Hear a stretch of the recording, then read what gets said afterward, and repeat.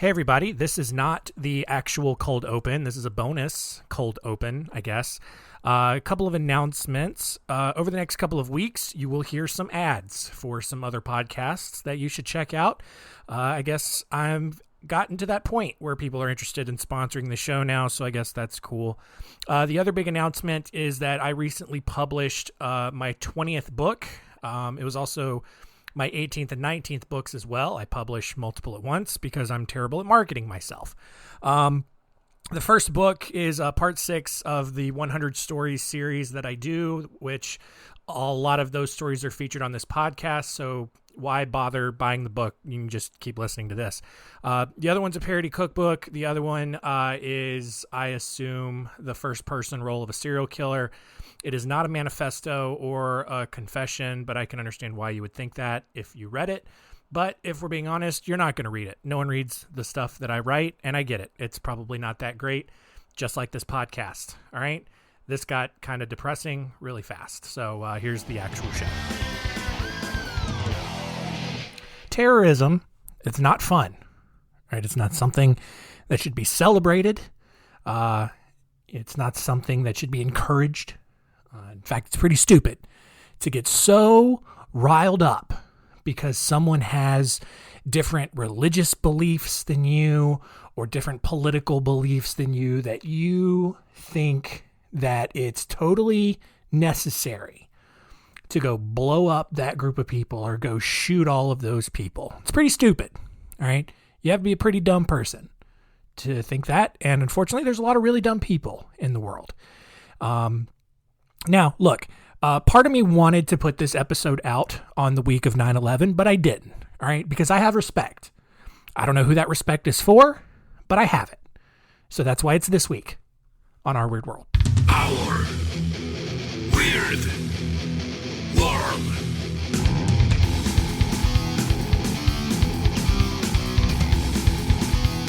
Welcome to Our Weird World. I'm your host, John Henson, and this week we are looking at some terrible terrorists. And when I say the word terrible, I don't mean necessarily that these were terrible people. I mean, they were.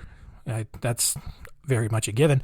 But I'm talking more about that they were just bad at doing the one thing that they were supposed to do. And that's pretty funny to me. And so while terrorism, shouldn't be celebrated or encouraged or anything, I absolutely think that terrorists should be shamed and made fun of, especially when they screw up. All right. So we're going to look at 5 stories today. We're going to look at the stories of Omer Tokat and Darren Barrow. And then we are also looking at failed attacks on the Thomas Jefferson Cultural Center, the USS The Sullivans, and the Glasgow Airport. Let's get ready to make fun of some very silly people. It's story time.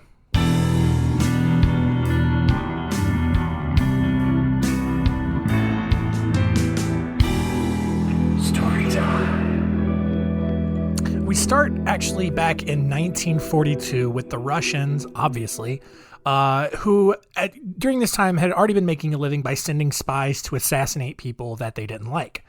And so in 1942, they recruited a Macedonian college student named Omer Tokat to go to Ankara in Turkey and assassinate Franz von Papen, the Nazi ambassador to Turkey. The Russians, being experts at having backup plans, knew that a young, easily frightened student could change his mind, back out of the mission, and confess to the plot at the first sign that something went wrong. And that would, of course, ruin the relationship that Russia and Germany had at the time and would cause more issues than just a simple assassination would make between the two. So to fix that problem, the Russians gave Tokat a device that, upon activation, would release a smokescreen and help him escape once he made the kill. Super cool spy stuff, all right? So on the morning of February 24th, Franz von Papen, I just love saying it that way, walked from his apartment in Ankara and was going to the German embassy to do whatever ambassadors do there. And Tokat, who had been staking him out, sensing that this was his best opportunity to do it, started following close behind him. And Tokat nervously waited for the right moment, and as nervous assassins tend to do, he then just proceeded to mess the whole thing up. So what happened was Tokat pulled the trigger on his gun and the pin for the smokescreen at the same time. which was the one thing that he absolutely was not supposed to do. So like he's sitting there in the meeting with the Germans like, okay, Omer, here's what you should do. You are going to assassinate Franz von Papen. You're going to pull the trigger on the gun, very much like you do. And then after, and I cannot stress this enough, after you pull the trigger on the gun, then you release the pin for the smoke screen. You do not do them at the same time. Please listen, Omer. Do not do that at the same time. You cannot. Well, guess what he did? He did it at the exact same time. And what happened was just a humongously big, I don't know why I said it like that, just a gigantic explosion rang out along the boulevard. And the diplomats who were walking with von Papen were knocked to the ground. And Tokat, on the other hand, was completely vaporized. Like, dude was gone. The only things that were left of him was his foot, a chunk of his forehead, and his penis in a nearby tree. I'm not even making that up. His wiener landed in a tree. Other than his foot and his forehead, the rest of him completely disappeared. Von Papen survived the attack with nothing but a burst eardrum, and 2 months later, 4 members of the Soviet Secret Service were convicted of the plot to kill him and were sent to prison. So, fun times. Great start to the stories. We're going to jump ahead about 50 years to the early 90s at the start of the Gulf War, which obviously angered a lot of Muslim terrorists all over the world. And as Allied forces bombed the bejesus out of Iraq, various terror groups attempted to launch their own attacks on American properties in other countries. But after failed attacks in Indonesia and Thailand, terrorists moved on to the Philippines. And so on the night of January 19th, 1991, 2 terrorists, Ahmed, not making that up, his first name and his last name were the same thing, Ahmed and Saad Kahim, parked their car in a dark area outside of the Thomas Jefferson Cultural Center in Makati in the Philippines. And the Thomas Jefferson Cultural Center acted as kind of a library on American policy and culture for the Filipino people. And so Ahmed, using all of the common sense that a person with the same first and last name could possibly possess, decided that that was the place he needed to bomb and began arming his bomb in the dark using only the faint glow of a lighter to aid him. Shockingly, the flame from the lighter did not prematurely detonate the explosives. I'm sure that's what you were thinking was going to happen, but that's not what happened. In fact, it's so much better. Instead, Ahmed set the timer for 5 minutes and then set the bomb down, but he quickly realized that something was wrong there. Almost immediately, all right, if you imagine kind of a timer, a little type of alarm clock thing going on here, you set it for 5 minutes, you got 500, right? Well, the problem was that almost immediately, that timer then changed to what looked like H00 and then E00. And before Ahmed could realize that he had accidentally set the timer backwards rather than forwards, and that he was looking at it upside down, and that he had set the timer for 5 seconds rather than 5 minutes, the bomb exploded and Ahmed was killed instantly. Meanwhile, Kahim, the other terrorist who had been following Ahmed the entire time as a lookout for the American, to look out for American people nearby or whatever, he was blasted with all of Ahmed's little bloody body bits. And as he stumbled into the street, dazed from the blast, a cab driver noticed him and drove him to the nearby Makati Medical Center. And that's when Agent Evanoff from the DSS arrived at the hospital to investigate the incident. Kahim handed him a piece of paper with the telephone number to the Iraqi embassy because Kahim thought that Evanoff was a fellow terrorist rather than an investigating officer from the country he had just tried to attack. So rather than try to deny it, Kahim was just like, "Hey, man, I'm so sorry. Can you go finish the job? This is everything you need to know." And once Kahim recovered, he was sent off to prison. But shockingly, he was later released as part of a prisoner exchange, which honestly, those are the kinds of guys that I'm okay with releasing, all right? Because they clearly suck at their job. If they try to get involved in another terrorist plot again, they're probably going to screw it up for everybody. So those are, I am okay with that prisoner exchange, 100%. Next story here is about the USS The Sullivans, which is the name of the ship It's the most awkwardly named ship in the American fleet, because usually ships are named after states or just one person. But the USS The Sullivans was named after 5 brothers who died on the USS Juno when it was sunk by a Japanese submarine. Even stranger, there was already a USS The Sullivans, but the United States Navy felt it necessary to create another one because I guess, it's not like there was an infinite amount of names to choose from. Let's go ahead and name the ship the same thing as the other. I don't know. Or just take like 5 ships and name one after each brother. Like, how hard is this? The second version of the Sullivans was commissioned on April 9th, 1997, and was sent to various places along the Atlantic and the Persian Gulf. Well, in 2000, the Sullivans was docked at a port in Yemen. And unbeknownst to the crew, a group of al-Qaeda operatives watched from a distance and made plans to blow up the ship for no other reason than that's just kind of what they did. After giggling at the thought of having a plan go well for once, the group began piling as many explosives as they possibly could onto a life raft. And in their minds, all right, these al-Qaeda operatives were going to drift up next to the Sullivans and detonate all of the explosives on board. The Sullivans would sink, the Americans would die, Hassan and Ahmed and Kahim and all these people, they were going to go get their virgins in heaven, and the world was going to cower in fear at the might of al-Qaeda taking down a U.S. warship. So that's what they thought was going to happen. Well, once the boat had been loaded, the group gave their final blessings to the lone brave terrorist as he puttered out of the marina on his way to the Sullivans. However, that hopeful giddiness was squashed almost immediately when the boat just sank into the bay just a few minutes later. Somehow, in the haste to just load up as much destruction as they could onto the boat, the terrorists failed to take into account that boats can only really just hold a certain amount of weight before they lose the ability to remain buoyant. And the Sullivans left Yemen in April and returned back to America before going back to the Persian Gulf in 2002 during Operation Enduring Freedom.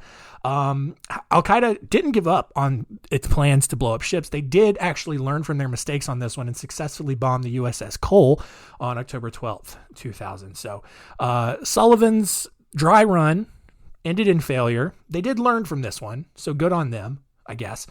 But still, just like... At what point do you not just look and be like, hey, guys, I think this is overkill. I think we have enough explosive. We need to, let's keep some for later. All right. I know black market, a lot of explosives, but I don't, okay. Anyway, I'm sorry. I'm having fun with accents. All right. So our next story here is of Dhiren Barot. Dhiren Barot was born in 1971 in India, but his parents moved to the United Kingdom shortly after his birth. At age 20, Dhiren converted to Islam, and 2 years later he visited Pakistan, where he participated in various campaigns against Indian forces, which was his own people, in Kashmir. By the early 2000s, Barot was a full-fledged member of al-Qaeda and was super enthusiastic about killing people for absolutely no reason. In 2000, Barot entered America on a student visa, but didn't bother attending any schools. Instead, he scouted several different locations as possible targets for terrorism. The next year, he returned to the UK and started formulating his plan. And after more than 3 years of careful planning, dude finally had his masterpiece, this elaborate 3-part plan that was going to bring the Western world to its knees. All right. And luckily, we know what that plan was. Right? And I'm going to share that plan with you right now. All right. Stage 1 was the Gas Limos project. Right. And here's what was going to happen. Barot was going to rent 3 stretch limousines, fill them with as much propane as he possibly could without looking too suspicious, and then park them inside parking decks. He would then detonate the tanks, which would cause the buildings to collapse. And his initial targets were the Prudential Building in New Jersey, the International Monetary Fund headquarters in Washington, D.C., and both the Citigroup building and the New York Stock Exchange in New York City. Right. So, all right, look, probably not the grandest plan of all. All right. Look, propane tanks, when they explode, make a big boom. I don't know if a limousine full of propane tanks is going to bring down an entire skyscraper, but look, dude was ambitious. Got to give him credit for it. All right. So stage 2 was called Radioactive Children. And what Barot was going to do was he was going to acquire as many smoke detectors as humanly possible and mine them for the americium oxide, which is a radioactive substance in everyone's smoke detectors. And he would then ignite that material, release the radiation into the air, and poison everyone around. All right. So now we're getting radioactive. All right. This seems pretty smart here. In stage 3, which didn't have a name, but was actually pretty sensible, Barrow was going to figure out a way to detonate a bomb along one of the London underground lines that ran beneath the River Thames. And the explosion, in his mind, would blow a hole in the tunnel, flood it, kill a ton of people. All right. Seems logical. But as with most terrorist plots, all right, Barrow had a lot of obstacles. All right. And the first one was that stage 1 was already out of the question.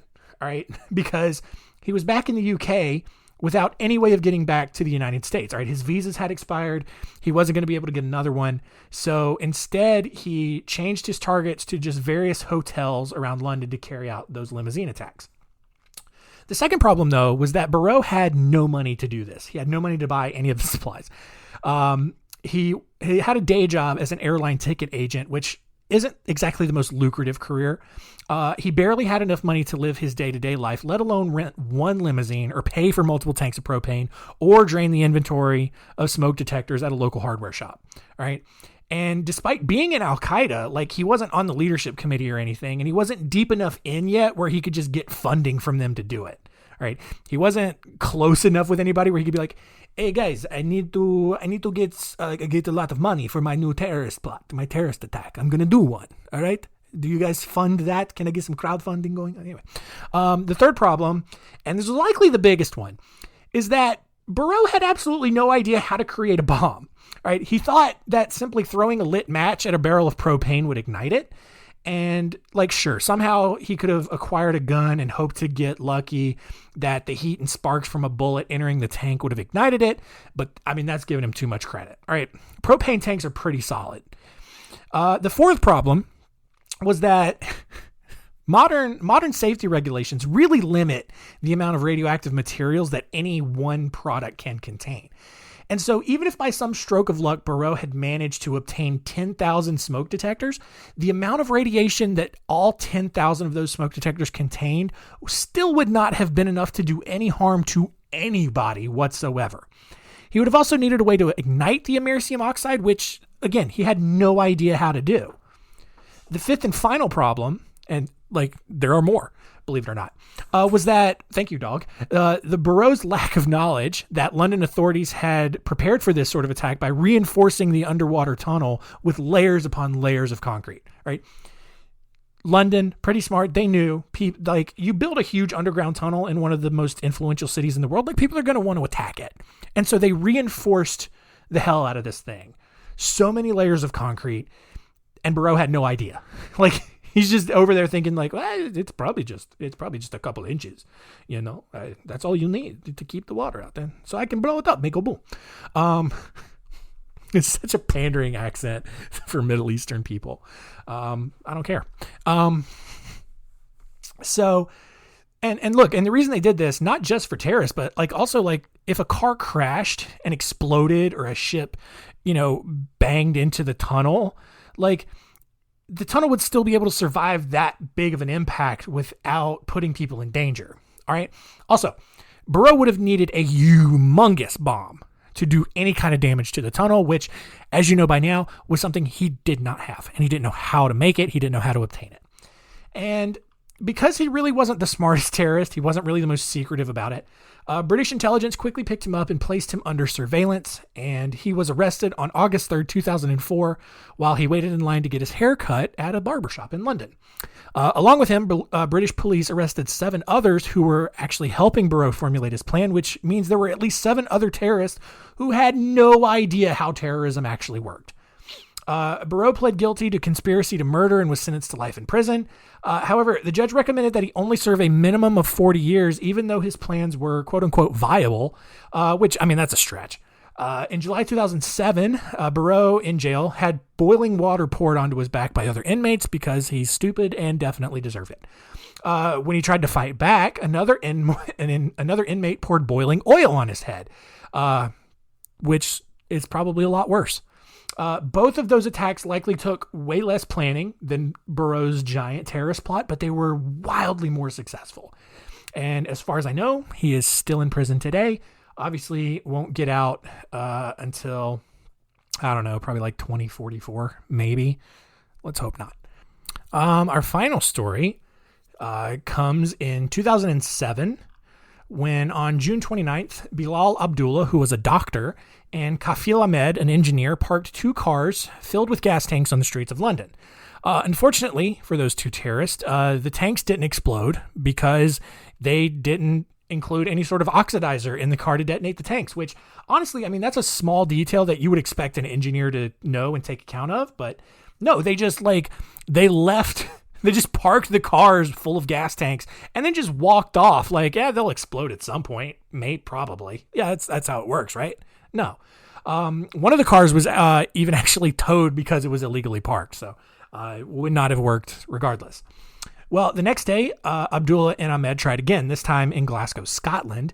And their plan was to drive to the terminal at Glasgow International Airport and just unleash all kinds of terror. All right.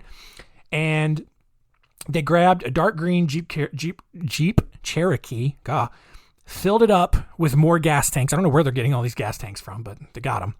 And in their minds, once their car collided with the wall, the tanks would explode, and then they would ascend up into Muslim heaven and just a magnificent ball of glory. All right. But again, as the pattern goes here, Abdullah and Ahmed just had not done their research. All right. Because the terminal doors at Glasgow International Airport were guarded by security bollards. And I mean, you've seen them. It's generally those concrete or metal posts that line sidewalks in front of like very important buildings. They're usually like, a foot apart, I guess. Because those things are designed to keep vehicles from doing exactly what Abdullah and Ahmed were trying to do with a vehicle. And they saw this, realized it was kind of a minor setback, but they were really committed to this bit at this point. And so they slammed their Jeep into the bollards at all of 30 miles per hour. Surprisingly, though, it was enough of an impact to detonate the gas tanks inside the Jeep. The problem was that it did not kill the terrorists immediately. Abdullah leapt from the car and just started throwing haymakers, presumably because he did not think to bring guns. They didn't bring guns. All right. They thought the car was just going to hit the wall, explode, and they were not going to have to do anything else. Instead, they hit the bollards, the car exploded, they didn't die, so now they've got to improvise from here on out. So Abdullah is just swinging on fire, shouting, Allah, Allah, just hitting nothing but air. All right. Ahmed, who was also covered in flames, ran into the terminal where he was promptly kicked in the balls by John Smeaton, an airport employee. I don't know why he kicked him right in the balls, right? Typically, maybe you tackle him, maybe you push him aside, but I don't know. If I see someone running at me and they are on fire, my first thought, my second and third thought is not going to be, hey, I need to kick this dude in the balls. But that is what John Smeaton did. And he kicked Ahmed so hard that he actually tore a tendon in his foot doing it. And even more, for his bravery and accuracy, Smeaton was awarded the Queen's Gallantry Medal. I don't know what that is, but it sounds pretty important. As you might expect, Ahmed actually died from his injuries, his burns, and probably his just ruptured testicles. Abdullah actually survived and was arrested and sentenced to life in prison. And that concludes today's stories.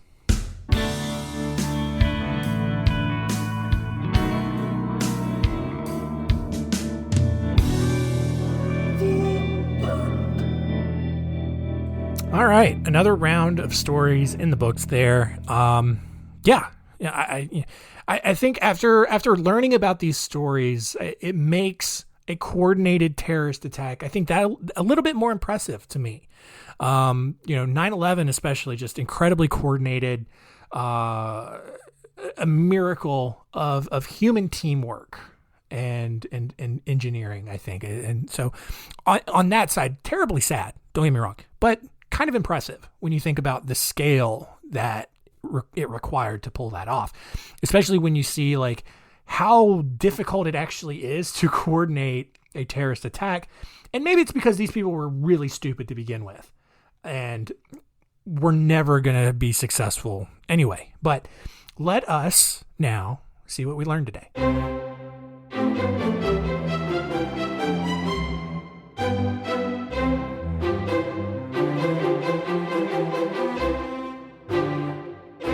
What did we learn? Number one, when you are given specific instructions for how to carry out a terrorist attack, you should probably follow them, all right? If your one job is to not pull the trigger and pull the pin at the same time, don't do it, right? Trigger first, then pin. Granted, that smoke screen probably wasn't going to work in the first place, but it's at least worth the effort to try to do it right the first time, all right? Number two, when you're arming a bomb, make sure that it is not upside down, because if you set the timer for 5 minutes and you set it upside down, it's going to be 5 seconds and you're not going to get away in time. Right.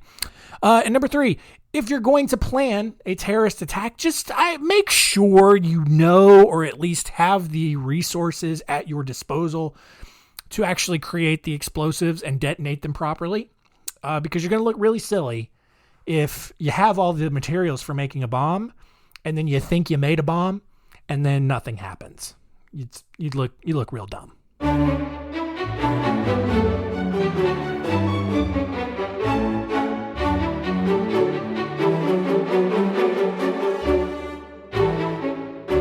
Next week on Our Weird World, we're going to look at another dumb group of people, and that is politicians.